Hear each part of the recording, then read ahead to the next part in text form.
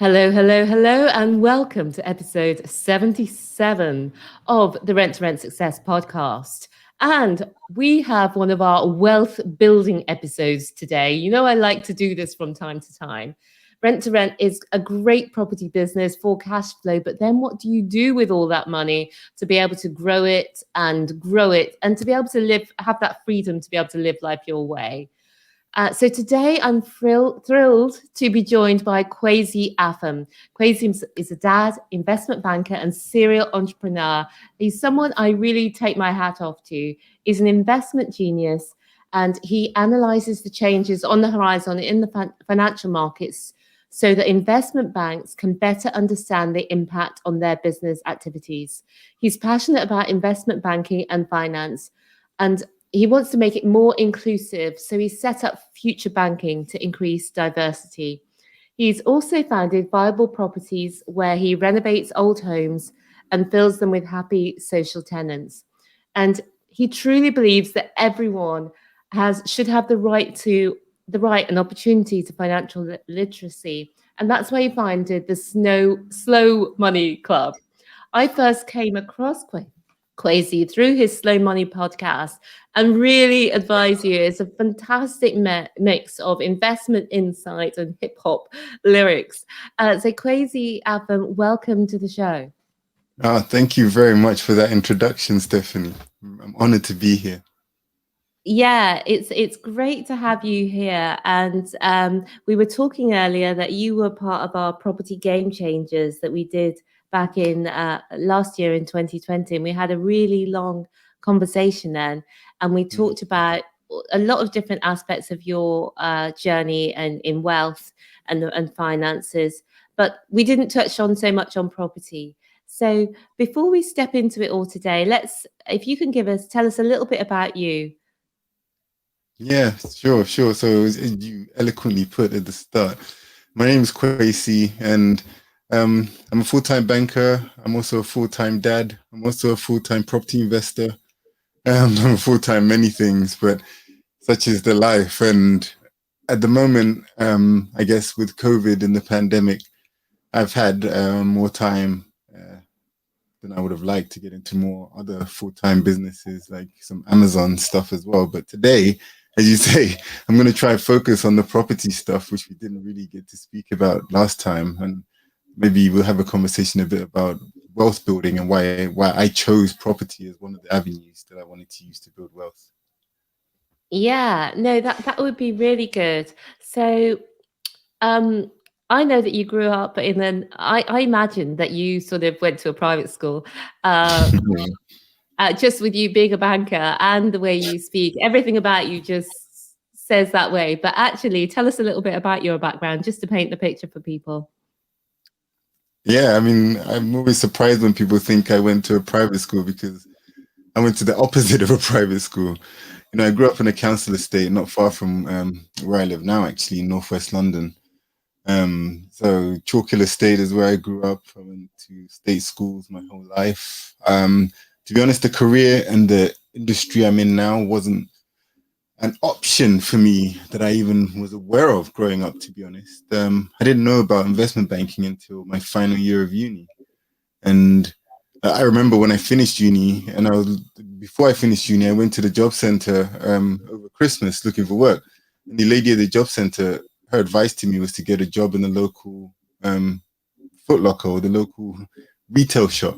So that's kind of the limit of the expectations that people had of people like me from where we were coming from. But by hook or by crook, I managed to get my foot into the banking sector, and I've been lucky enough to spend a number of years working for companies like Goldman Sachs, JP Morgan, Deutsche Bank. And yeah, at the moment, as you mentioned, I spend my time analyzing strategic changes on the horizon and helping investment banks prepare and strategize for them.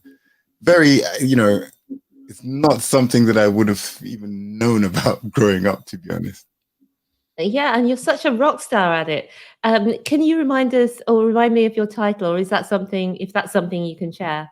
Yeah. So I work in strategy and I'm vice president of impact assessment. I think it's just such a great name.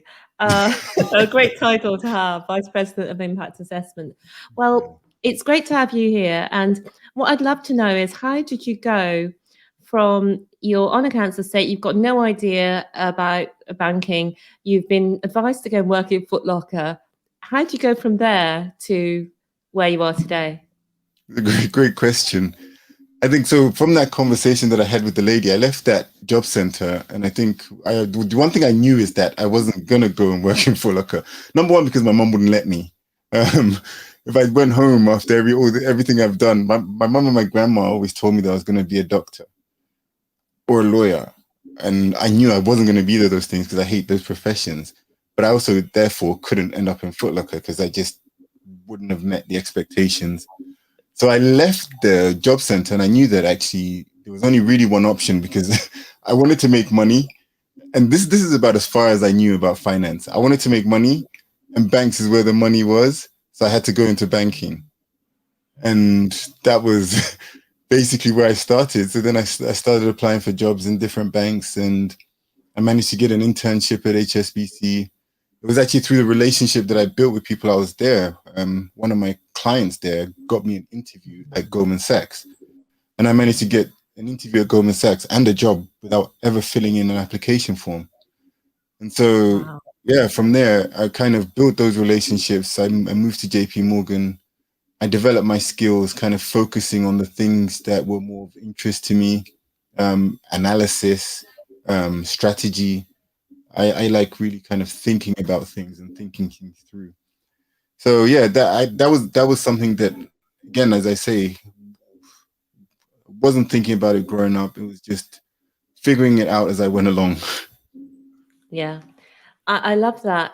One of the things that comes out time and time again on the show is the importance of relationships, and that's something you've mentioned several times in your journey. And I think sometimes you get an insight from a person, and you are definitely a relationship builder, a relationship person. What are the key tips that you would give to people who are trying to move drastically from where they are to where they want to be in terms of building relationships? That's a great question, and I think for me, the main thing is to follow up and be present. So when you form relationships with people, often, and I speak for myself here, but often you'll find that people want something from you, or they come to you specifically with a task or with an ask. For me, I prefer to go to people and see how I can help them. So you mentioned that we connected through my podcast. You heard it, and then you reached out to me, and I went away. I looked at some of the stuff you're doing. And I thought this is really cool. But my first instinct was, what can I offer her? How can I help her? What is she doing that I can help her with? And through that, I was doing an event, and I thought, actually, this is some way that I could help her. There could be any number of people or ways that I could structure this event. But actually, Stephanie, who I met before, who we've got a semi-relationship building, is someone that I can actually help in this way.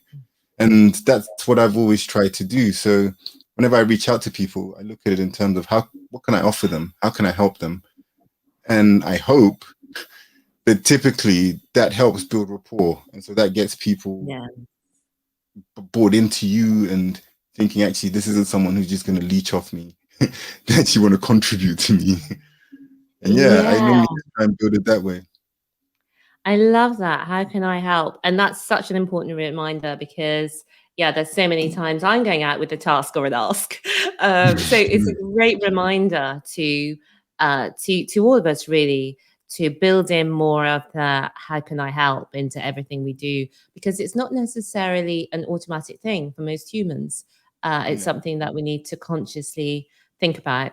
So that's great. So there you are, you've set off, well, maybe it was expected for you, but for most people who grew up where you did, most of them do not end up as vice presidents at big investment banks. So you've ended up in this position. Tell us a little bit about your wealth building story and how that went down. Yeah. So, coming from the background that I'm from, no, but financial intelligence, financial well-being, financial knowledge, financial literacy, to coin a phrase, is not something that was taught. I mentioned in my house, it was, go to school, get good grades, get a good job, save. and that was the extent of financial literacy.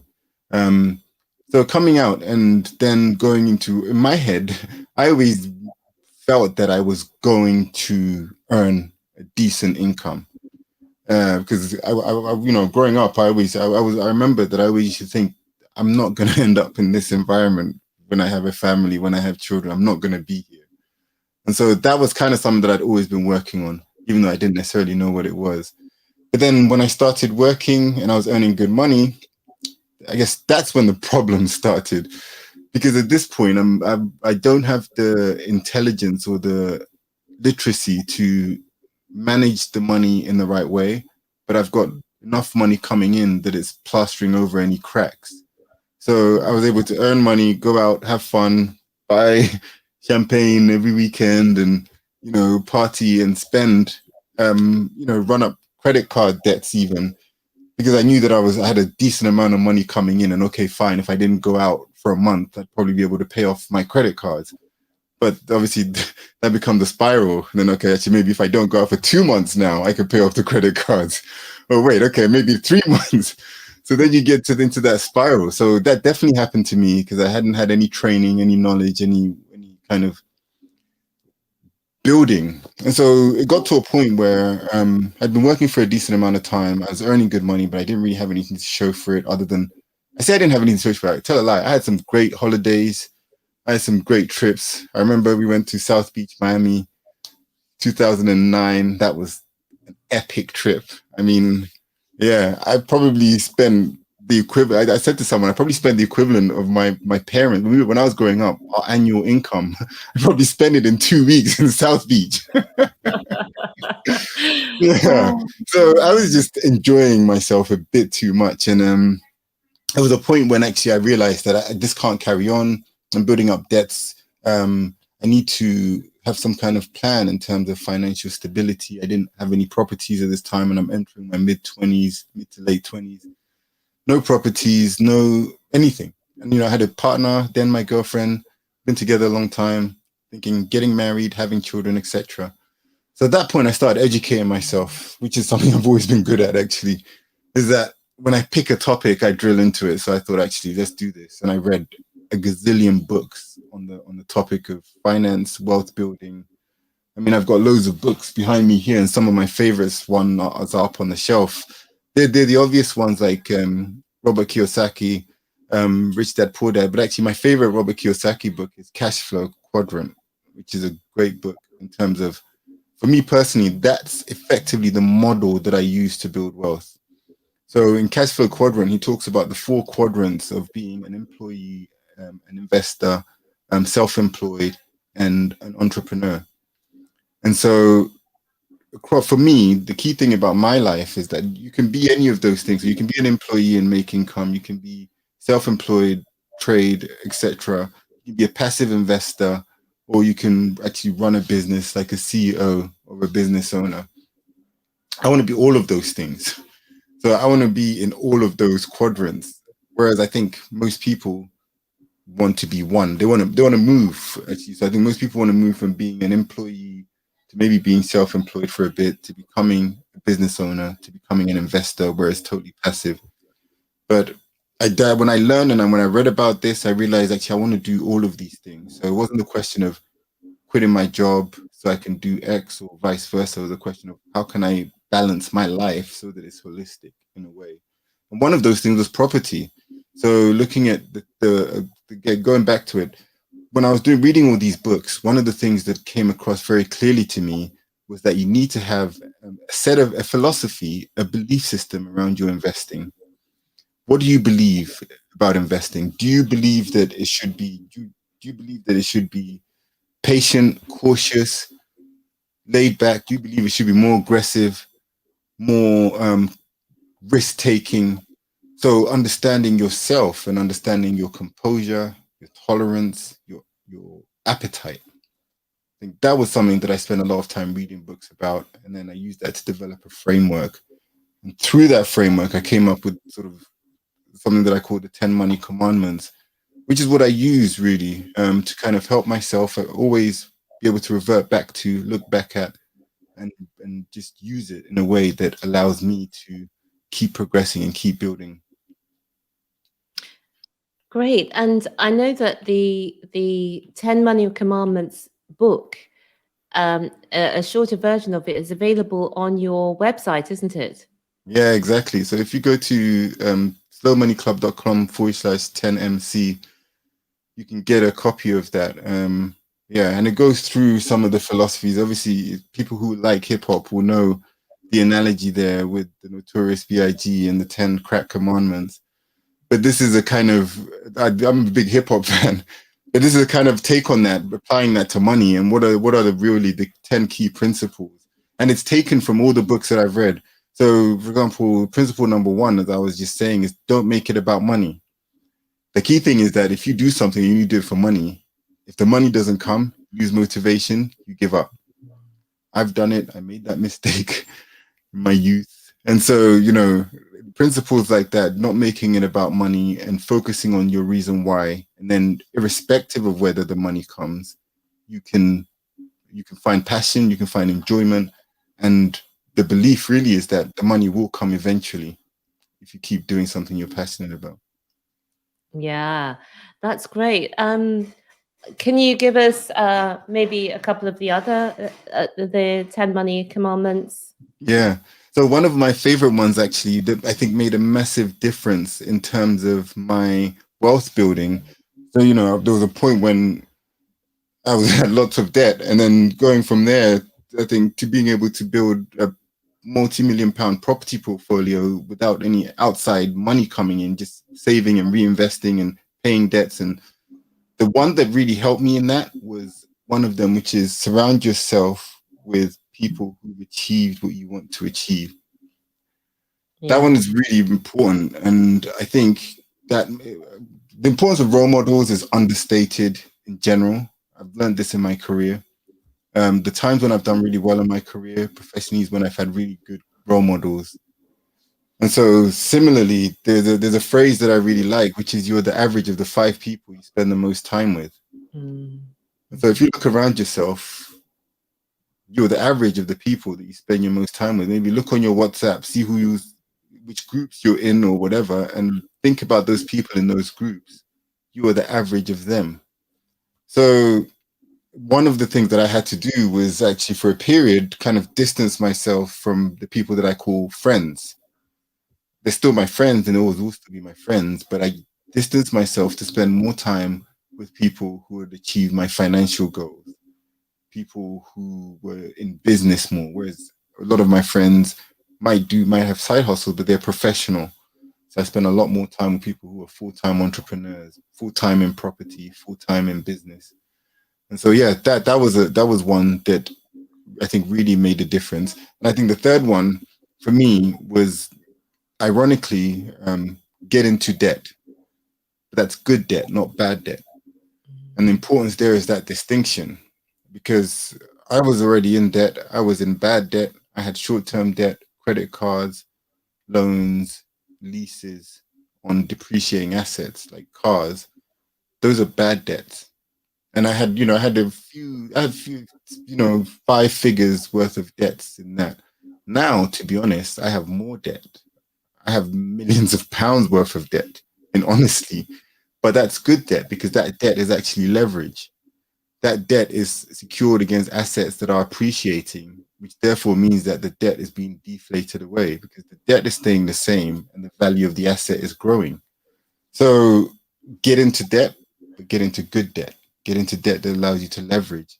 Even if people always ask me, for example, slightly take a step from property for a second. People ask me about the stock market, like, how much do I need to invest? Well, actually, you can use debt, you can use leverage. Now, it's not advised, and none of this is financial advice, but once you understand and you have the knowledge, the experience, and the know how, you can use debt in a way to magnify your returns. It can also magnify your losses, but that's another story. But yeah, so getting into debt, surrounding yourself with the right people, and don't make it about money. I think those are 3 key ones. Yeah, thanks, Kwasi. I really encourage you to download that if you're interested in this topic, slowmoneyclub.com/10MC. MC, yeah, money So, command. yeah. So Kwasi, you were in debt with all these cards. You decide to go into property. A lot of people will be able to relate to this. They may be in a well-paid job, but they just feel that they're, on shaky ground, on sand Yeah. and wet sand. So, Yeah. how do you go from there to now having this multi-million-pound property portfolio? What were your first steps? Yeah, my very first step actually was paying off debt. So the very literally, and this is what I advise anybody who's in a debt situation where you feel that the debt is piling up and you don't know what to do. Look at the list of debts that you have. Look at which one is the lowest amount, and then focus on paying that off. So let's say you've got 5 cards. One of them is got 500, 700 pound balance, and a couple of the others have balances in the thousands. Focus most of your energy on paying off the one in the 700. Number of reasons. Number one, you'll be able to pay that off quicker, which has a positive psychological effect because you've achieved something. Number two, once that one is paid off, you'll be able to use the money from that one to add onto whatever you were using before and pay off the next one. So it becomes like a snowball effect.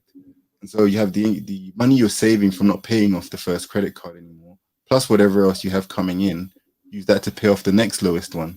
And that will happen quickest again because it's the lowest amount. And it becomes that snowball.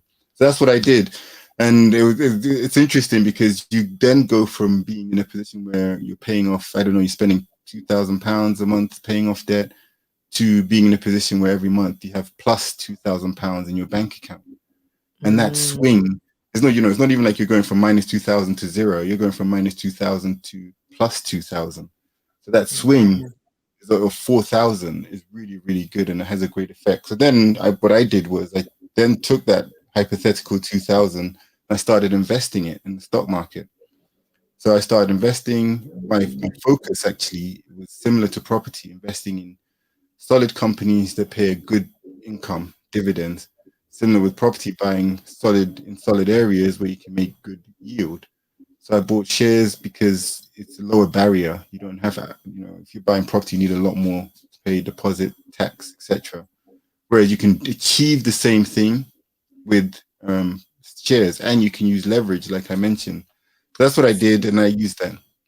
So can I ask, with your share buying, did you start off? I think I know the answer to this, but I think I can guess the answer. But did you start off by choosing the individual companies that you wanted to buy shares in, or did you buy what's it called where you buy them in groups? The fund, yeah. Yeah.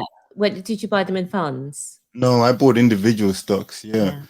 I think, but the good thing about shares, you can do both, right? So, I mean, a good example, even this time last year, if you bought a fund, which is tracking the FTSE, you'd probably be making a lot of money right now, and you wouldn't have had to do much thinking or doing.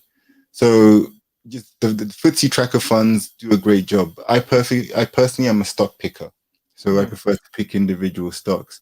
And that's what I did. I mean, we're talking about property. To be honest, hindsight is 2020, but actually, the time that I've been investing in property, one thing that has done better than even my properties has been shares in property companies, funny enough.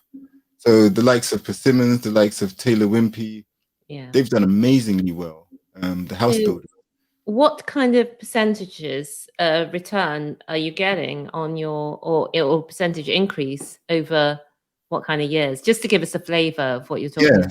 So, Taylor Wimpey is a great example actually, because effectively what happens is I get a dividend yield, which is like the rental income on a property, and I make about 20% on the amount. That's the yield. So, and then on top of that, the value of the shares obviously go up. So the strategy that I use actually is that the dividends, when I get paid it, I don't take it as cash. I use it to buy more shares, which then means that the next quarter I have more shares, which I get more dividends from. And then I use that to buy more shares. So every month I'm getting more shares, which then means I'm getting more dividends the following month. And that becomes, so then the returns become compounded. So to answer your question, like I think overall, since I bought these Taylor Wimpey shares, I started buying Taylor Wimpey probably in 2006, and I've made probably like 200% of what I put in. because I'm getting 20% every year. So, 4, 5 years, 5 years, you make your money back just on the dividends alone. Yeah. And that's not including the capital appreciation. And that's not including the reinvestment. And that's just Taylor Wimpey. Like I say, the house builders have done amazingly well. Yeah. Wow, that's so interesting. And I know we've talked many times. I keep saying you should be teaching people this. I know you are teaching people in terms of you're teaching people your slow money, your 10 money commandments. But I would love to see you teaching this to groups of people, because I'm sure that many listeners like myself would be interested in getting more into stocks and shares and would like to have a guide to point us in the right direction. Yeah, I mean, it's definitely something that I'm looking into. I get the question come up quite often, so it's definitely something that I look into. Well, before we go, we do want to talk about your property because we missed out on that last time. So Yeah. tell us about what you did in property and why you decided to do what you did. Yeah, so around 2015 now is when I decided to get into property, and being the way that I am, I wrote a detailed property investment strategy guide for myself. And ironically, I mean, I hadn't been to any property events. I hadn't even watched any YouTube videos. I hadn't been on any courses. I'd mainly been through books and through studying the market and just doing the analysis like I would have done on my job. And I came up with a strategy which I thought was so novel and so amazing. And when I tell you the strategy, you're going to be so amazed. I thought, why don't I take a house and then subdivide it into rooms and then rent out the individual rooms? Because Wow. that might work. Yeah. Yeah. You might have heard of that, HMOs. But so back then, actually, the next thing I did, which may be a little bit more clever, back in 2015, was that I also decided to buy these properties in the name of a company. So this was before the tax changes came. But for me, the main reason was I always get asked this question, actually, but the main reason was because at the time and as of now, I work full time. And I didn't want any additional income from property because that would have been taxed at the additional rate Yes. tax. So I had to come up, even back then, I had to come up with a way to avoid the income coming into my personal name. Back then, there were hardly any limited company mortgages. My broker advised me not to do what I was going to do. But I was like, screw you. I've written my business plan, so I'm going to do it anyway. And I was paying more for the limited company mortgage, but we did it anyway. 2 years later, the tax changes came along. Now everybody buys in limited company names. And it's like, oh, well, we beat them to it. But yeah, so for me, it was analyzing what I wanted to do in terms of achieving my financial goals. Property, solid asset. I thought I can add value by subdividing it into different rooms. It's more, I can also control the bills, so I can find the cheapest possible energy provider. Like a proper business, I can manage the costs if it's HMO. I can add value. My strategy as well was to find, basically what I do is I take 3-bed terrace houses and turn them into 8-bed HMOs. So we extend the back, extend the loft, add 2 bedrooms and a bathroom in the loft, add a bedroom or dining room and a bathroom on the ground, and then we rent it out as a 8-bed HMO. And yeah, like I say, so the ability to add value was really important. The ability to grow the yield was really important. Another reason I chose HMOs because, as some people might know, the way the banks value the property, the asset is normally based on the income. And so if you're a single let here where I operate, you get less income. So you might not be able to get up to the 80% of the property value if the income is below a certain threshold. So by doing HMOs, it means that I can almost force out more of my cash. So yeah, all of this actually was stuff again that I came up with by myself. And I was like, in hindsight, I could have just gone on a course and someone would have told me all of this and I wouldn't have had to think for myself. But note to self, yeah. And so we did that actually. So I should say, that was the first property I bought 5 years ago. We sold it. I sold it yesterday. I just completed on it yesterday. Oh, So wow. that's been a great cycle of change. And yeah. Well, I always love to know if you can feel able to say, but I'm guessing, had it gone up in value since you bought it?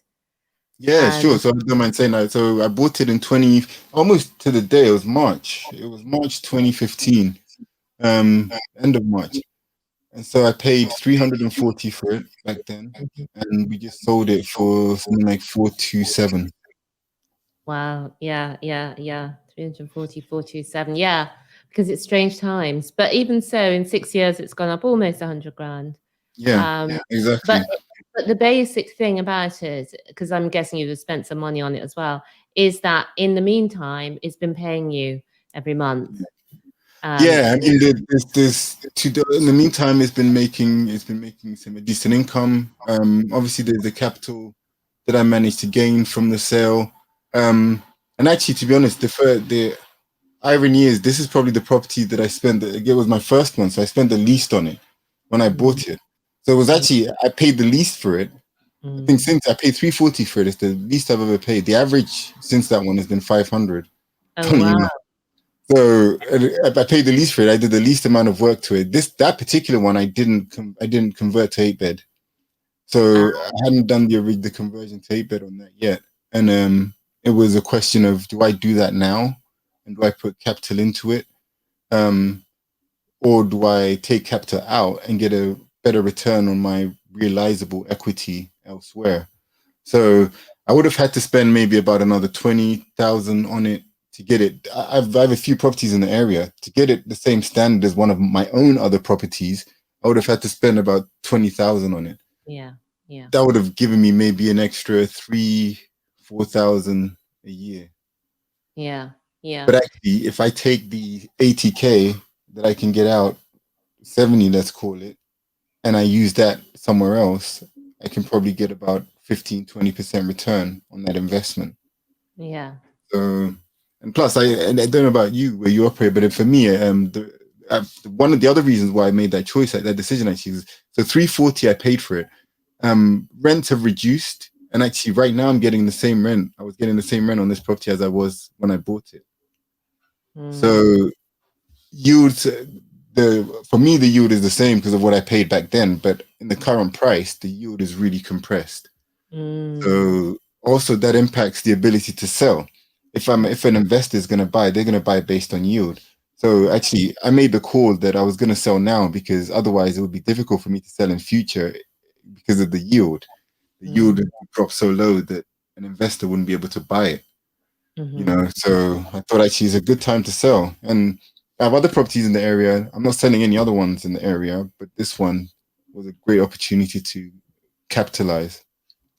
Yeah. Yeah, crazy. It's just great to get a little bit of a taster of your property journey. And I know that you invest in London, Yeah. so it is possible.